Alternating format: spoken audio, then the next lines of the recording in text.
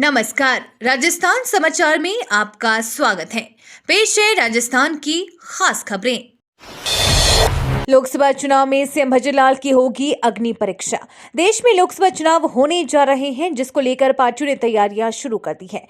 इस बीच यह सवाल उठ रहा है कि क्या बीजेपी राजस्थान में लगातार तीसरी बार चुनाव जीत पाएगी या नहीं। राजस्थान लोकसभा इलेक्शन में सीएम भजनलाल शर्मा के सामने सबसे बड़ी चुनौती विरोधी गुट के वरिष्ठ विधायक और वसुंधरा राजे के समर्थक नेता बताए जा रहे हैं। सियासी गलियारों में ऐसी अटकलें हैं कि अगर सीएम भजनलाल ने इन नेताओं को नहीं साध पाए तो बीजेपी के लिए राजस्थान लोकसभा चुनाव में हैट्रिक लगा पाना बहुत मुश्किल हो जाएगा। राजस्थान के 7 मंत्रियों और नेता प्रतिपक्ष टीकाराम जूली को अलॉट हुए बंगले। राजस्थान के 7 मंत्रियों और नेता प्रतिपक्ष को आवास आवंटित किए गए हैं। इसके लिए सामान्य प्रशासन विभाग ने आदेश जारी कर दिए हैं। जानकारी के अनुसार मंत्री मदन दिलावर, बाबूलाल खराड़ी, सुरेश रावत, विजय सिंह, हेमंत मीणा, कन्हैया लाल चौधरी और झाबर सिंह खर्रा को आवास आवंटित किए गए हैं। इसके अलावा नेता प्रतिपक्ष टीकाराम जूली को भी बंगला अलॉट किया गया है। कुर्सी ने आपको छोड़ दिया। अशोक गहलोत के राजदार रहे ओएसडी लोकेश शर्मा का तंज। राजस्थान के पूर्व मुख्यमंत्री अशोक गहलोत के ओएसडी लोकेश शर्मा ने उन पर बड़ा सियासी प्रहार किया है, वो भी ऐसे वक्त में जब गहलोत अस्वस्थ होने के चलते जयपुर के एसएमएस अस्पताल में भर्ती है। दरअसल मुख्यमंत्री अशोक गहलोत को कोरोना और स्वाइन फ्लू हो गया है, जिसके चलते अशोक गहलोत को एसएमएस हॉस्पिटल में भर्ती किया गया है। पिछले दिनों बुखार होने के चलते उन्होंने डॉक्टर की सलाह पर जांच कराई थी, जिसमें स्वाइन फ्लू और कोरोना की पुष्टि हुई है। इसी बीच उनके ओएसडी रहे लोकेश शर्मा ने सोशल मीडिया प्लेटफॉर्म एक्स पर उनके स्वास्थ्य को लेकर चिंता जाहिर की और साथ ही सियासी प्रहार भी कर दिया। विकसित भारत के निर्माण में चिकित्सक निभाएं अपनी भूमिका। जोधपुर के एम्स अस्पताल में चतुर्थ दीक्षांत समारोह का आयोजन किया गया। समारोह के दौरान एम्स जोधपुर, नागपुर, बिलासपुर एवं अन्य एम्स में विभिन्न स्वास्थ्य देखभाल सुविधाओं और सेवाओं का उद्घाटन किया कर राष्ट्र को समर्पित किया। राजस्थान में बिछेंगी 8 नई रेल लाइनें। लोकसभा में प्रस्तुत बजट में उत्तर पश्चिम रेलवे का रेल परियोजनाओं, यात्री सुविधाओं और इंफ्रास्ट्रक्चर को सुदृढ़ बनाने के लिए 9,714.28 करोड़ रुपए का बजट आवंटित किया गया है। यह पिछले वर्ष के 8,636.85 करोड़ रुपए की तुलना में 12.47 करोड़ रुपए अधिक है। बजट में नई लाइनों के लिए 1438 करोड़, गेज परिवर्तन के लिए 129 करोड़, डबलिंग के लिए 925 करोड़ का बजट आवंटित किया गया है। राजस्थान में 8 नई रेल लाइनें बिछेंगी और 7 रेल लाइनों का दोहरीकरण किया जाएगा। 152 किलोमीटर लंबे मारवाड़ मावली रेलखंड के गेज परिवर्तन के लिए 75 करोड़ रुपए आवंटित किए गए हैं। कई रेलखंडों के विद्युतीकरण के लिए 990 करोड़ का प्रावधान किया गया है। भजनलाल सरकार का बड़ा फैसला, पुरानी दुकान में ही मिलेगी नई शराब। राजस्थान सरकार के आबकारी विभाग ने साल 2024-25 की अपनी नई आबकारी पॉलिसी लॉन्च कर दी है। नई आबकारी नीति के तहत पूर्व में शराब की दुकानें संचालित करने वाले ठेकेदारों की दुकानों का ही लाइसेंस नवीनीकरण करने का फैसला लिया गया है। नई पॉलिसी के वार्षिक गारंटी में 10% की बढ़ोतरी के साथ लाइसेंस फीस जमा करवाकर ठेकेदार अपनी दुकान का लाइसेंस नए वित्तीय वर्ष के लिए रिन्यू करवा सकेंगे। रिन्यू लाइसेंस 31 मार्च 2025 तक लागू होगा। बीएचयू में बिना परीक्षा नौकरी पाने का बढ़िया मौका। बनारस हिंदू विश्वविद्यालय में नौकरी की चाहत रखने वाले उम्मीदवारों के लिए एक शानदार मौका है।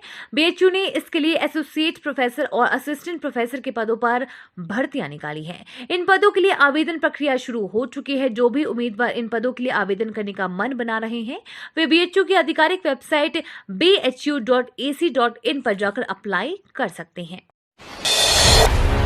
राजस्थान में किसानों को मिला मुआवजे का हथियार।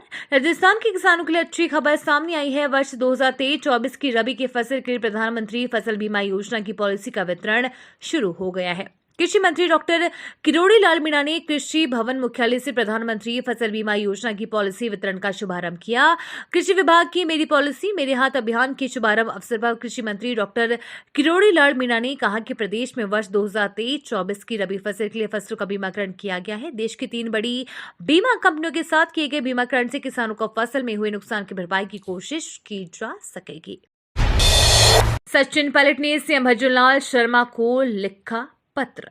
राजस्थान के पूर्व डिप्टी सीएम सचिन पायलट ने सीएम भजनलाल शर्मा को पत्र लिखा है। पायलट ने अपने पत्र में सवाई माधोपुर, टोंक एवं अजमेर रूट पर नई रेल लाइन की मांग की है। सचिन पायलट ने अपने पत्र में लिखा, लंबित परियोजना को जल्द से जल्द शुरू कराने का कष्ट करें ताकि क्षेत्र के लोगों को यातायात की सुविधा मिल सके और क्षेत्र में औद्योगिक विकास को बढ़ावा मिल सके।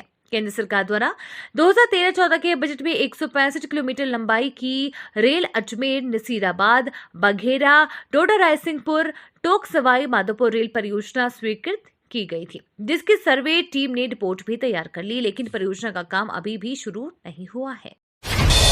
अग्नि परीक्षा सीएम भजनलाल की विरोधी खड़ा कर सकता है खेल। राजस्थान में बीजेपी इस बार लोकसभा चुनाव में हैट्रिक लगा पाएगी, इसको लेकर संशय है, क्योंकि राजनीतिक गलियारों में चर्चा है कि सीएम भजनलाल का विरोधी खेमा खेल कर सकता है। ऐसे विधायक जो वरिष्ठ हैं लेकिन मंत्री नहीं बनाए जाने से नाराज हैं। इन विधायकों की नाराजगी से जीत के समीकरण गड़बड़ा सकते हैं। सियासी गलियारों में चर्चा है कि वसुंधरा राज्य के समर्थक माने जाने वाले वरिष्ठ विधायक नाराज बताए जा रहे हैं। ऐसे में इस बार बीजेपी लोकसभा चुनाव में शायद हैट्रिक नहीं लगा पाए। उल्लेखनीय है कि बीजेपी लगातार 2 लोकसभा चुनावों में सभी सीटों पर कब्जा करती आ रही है। अब 24 घंटे में देना होगा घरेलू बिजली कनेक्शन।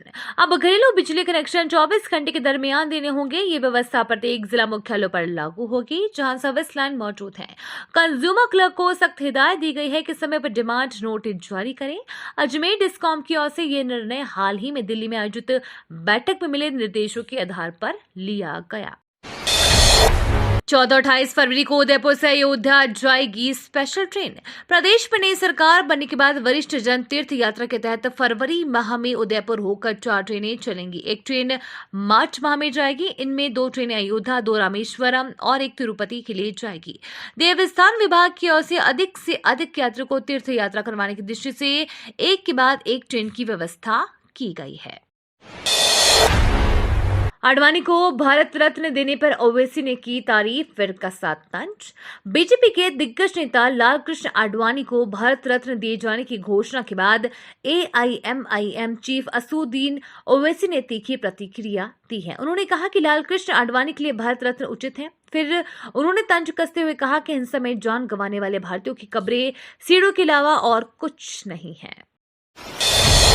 फ्रांस ने अपनाया भारतीय यूपीआई सिस्टम। भारत ने अपने पेमेंट सिस्टम को ग्लोबल बनाने में बड़ी सफलता हासिल की है। यहाँ की यूपीआई सिस्टम को फ्रांस ने अपना लिया है। फ्रांस की राजधानी पेरिस में स्थित एफिल टावर से यूपीआई लॉन्च किया गया है। इससे भारतीय पेमेंट सिस्टम को एक बड़ी पहचान मिलेगी। फ्रांस में यूपीआई की शुरुआत पर पीएम मोदी ने खुशी जाहिर करते हुए कहा कि यूपीआई को ग्लोबल बनाने की दिशा में महत्वपूर्ण कदम साबित होगा। ममता बनर्जी ने किया बड़ा ऐलान, कहा बीजेपी से भीख नहीं चाहिए।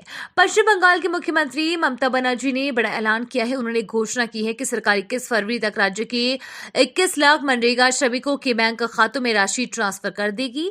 ममता ने कहा कि हमें बीजेपी से भीख नहीं चाहिए। हम 21 फरवरी तक 100 दिन के काम की योजना के लिए 21 लाख श्रमिकों के बैंक खातों में पैसे ट्रांसफर करेंगे।